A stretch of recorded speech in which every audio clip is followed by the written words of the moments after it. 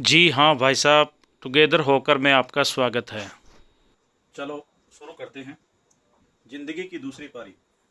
जिंदगी में काफ़ी उतार चढ़ाव पहली पारी में देखे गए और अच्छे टाइम भी आए, अच्छा समय भी आया, बुरा समय भी आया और जिंदगी में संघर्ष भी करना पड़ा। लेकिन जैसे तैसे आगे बढ़ते गए और एक मुकाम पर आकर ठहर जाता है इंसान, वैसे ही एक स्टॉप आ जाता है। तो वैसे ही जिंदगी में एक स्टॉप भी आया, लेकिन फिर आगे बढ़े और निरंतर बढ़ते रहे। तो अब सोचा कि कुछ नया किया जाए। जहाँ तक मैं आपको बताना चाहता हूँ, मैंने जब से होश संभाला काफ़ी सीरियस किस्म का इंसान रहा और किसी से ज़्यादा खुलकर बात नहीं करनी और न ही ज़्यादा किसी के साथ ज़्यादा मेल जोल रखना, ऐसे मेरी आदत रही। और मेरी ज़िंदगी में रुचियाँ भी बहुत कम रही, एक लिमिट रुचियाँ रही और जिसमें से कुछ पूरी हुई, कुछ हासिल नहीं कर पाए। तो जैसे आजकल सभी को शौक होते हैं, हर एक चीज़ के शौक होते हैं, किसी को गाड़ी का, किसी को किस चीज़ का, किसी को किस चीज़ का। लेकिन मेरी ज़िंदगी में सबसे मेन चीज़ तो कीमती शौक तो कभी पाले ही नहीं। क्योंकि जिस 80 के दशक में जिनके जन्म वगैरह हुए हैं, उनके जीवन चुनिंदा लोगों के ही अच्छी कंडीशन में निकले हैं। बाकी इस दशक में जो पैदा होने वाले इंसान हैं, उनको काफ़ी संघर्ष करना पड़ा है। आज के समय में और पहले के समय में बहुत ज़्यादा अंतर है। और ये अंतर कैसा है, इसका भी मैं बताऊंगा।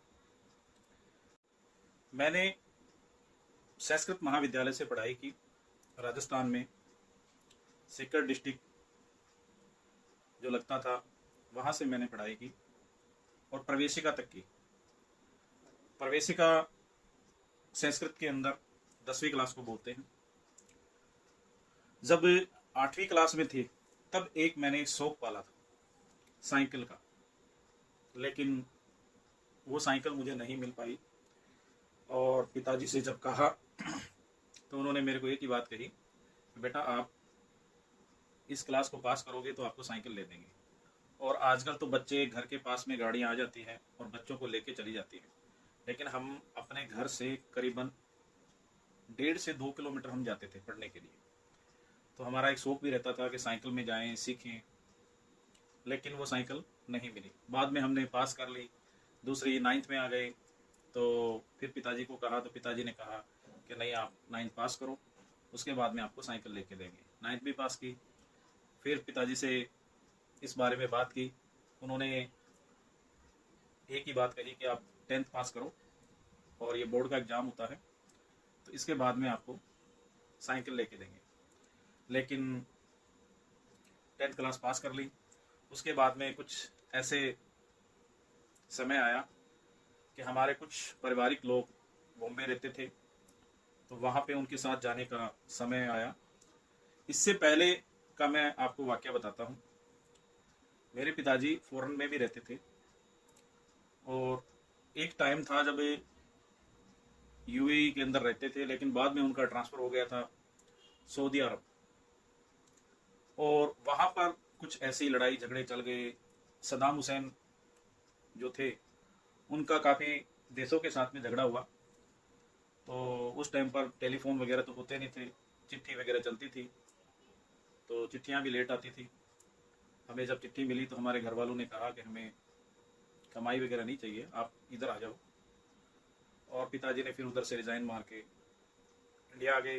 तो जब एक बार इंसान जो काम करता है और उसको वो छोड़ के आता है, तो काफ़ी कुछ कंडीशन दिखते हैं, परेशानियाँ देखनी पड़ती है उसे नया काम शुरू करने के लिए। पिताजी ने एक शॉप की, वो थोड़ी बहुत चली, उसके बाद में उसको बंद करनी पड़ी। घरेलू काम भी करते रहे। तो अपनी जगह मैं आज उन बातों को सोचता हूँ कि मैं एक ही मैंने शौक पाला था और मेरे को वो लेके नहीं दिया। उसके बाद में मैंने कोई शौक ही नहीं पाले ज़िंदगी में। तो आज मैं सोचता हूँ तो मैं इस बात को बड़ा गंभीरता से सोचता हूँ। तो मेरे को यही लगता है कि उस टाइम पर शायद वो लेके दे सकते थे या नहीं ले, उनकी कंडीशन थी या नहीं थी, मेरे को नहीं पता। लेकिन वो वाकयात उस प्रकार के थे।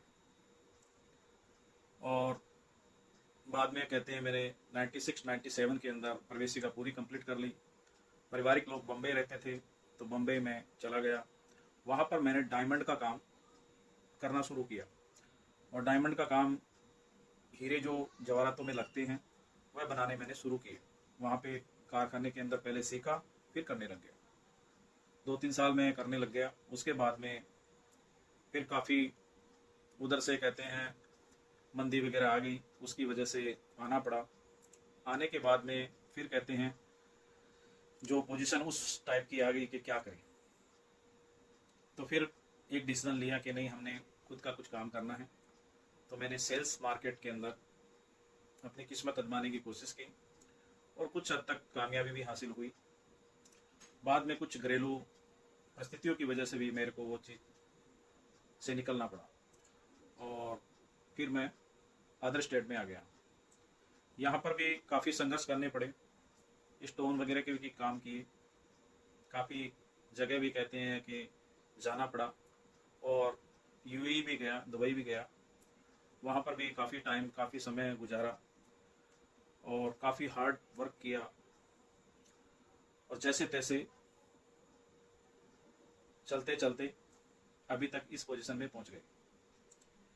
अच्छा, इससे पहले आज तक मैंने कभी कोई दवाई नहीं ली थी। 2017-18 के पहले तक मैंने कोई दवाइयाँ नहीं ली थी।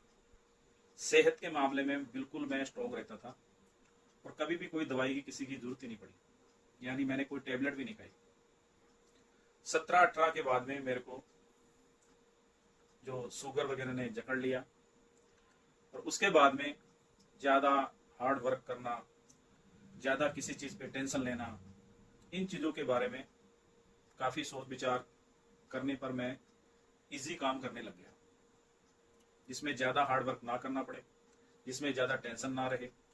और जैसे तैसे, जैसा कि मेरे जीवन के अंदर मेरी रुचियाँ बहुत कम रही, स्पोर्ट्स की रुचियाँ रही, क्रिकेट खेलने की रुचि रही, क्रिकेट देखने की रुचि रही, और आज भी क्रिकेट देखने का बहुत अच्छा शौक है। और जब कभी इंडिया की स्थिति खराब होती है तो मेरे को रियल में बहुत ज़्यादा टेंशन हो जाती है। तो बाद में चुनिंदा मैच ही देखने शुरू किए, क्योंकि शुगर के पेशेंट को ज़्यादा टेंशन नहीं लेनी चाहिए। तो इस प्रकार से जीवन चलता गया। फिर मैंने बैठे बैठे सोचा कि कुछ नया किया जाए, जिससे हमारा मन भी लगा रहे, और एक्टिविटी भी रहे, और काम भी थोड़ा थोड़ा बनता रहे, चलता रहे। चलो, बच्चे वगैरह पढ़ते हैं अपने अपनी लाइफ में, जो कहते हैं पढ़ाई में और में सब में अच्छे रहते हैं, और अपनी लाइफ जीते हैं, परिवार घर सब अपने अपने। और जैसे अभी का जो दौर चल रहा है, उसके अंदर वो पहले वाला माहौल भी नहीं रहता है।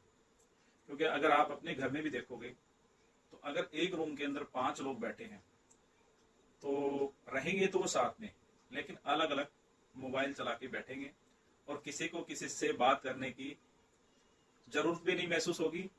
और जब हम उन चीजों को 2-3 बार, उनको अगर कोई काम रहेगा या और रहेगा, किसी चीज पे हम बातचीत करना चाहते हैं, तो 1-2 बार कहेंगे, तब उनको पता लगेगा कि हमें कहा जा रहा है। तो इस प्रकार का एकांत जीवन जीना लोगों ने शुरू कर दिया है। तो मेरा उद्देश्य यही है ये ब्लॉग बनाने का, कि कुछ अच्छी चीजें जो हमने जिंदगी में गुजारी है वो आगे शेयर कर सकें, और जो बुरी चीजें गुजारी है उनसे आज की युवा पीढ़ी को प्रॉब्लमें फेस करने को ना आए, और वो उससे हिम्मत ना हारे। ये मेरा मकसद है, इस वजह से मैंने ये चालू किया है। अगर आप सभी का प्यार मिला तो आगे ये कंटिन्यू रहेगा। और अगर आपको मेरी आगे की भी वीडियो अच्छी लगती है, जो आगे आने वाली है, या ये वीडियो अच्छी लगी है, तो आप इसको आगे शेयर जरूर करना, और सब्सक्राइब भी करना, बेल आइकन भी दबाना, ताकि आपके पास हमारी न्यू वीडियो सबसे पहले पहुंच सके। धन्यवाद।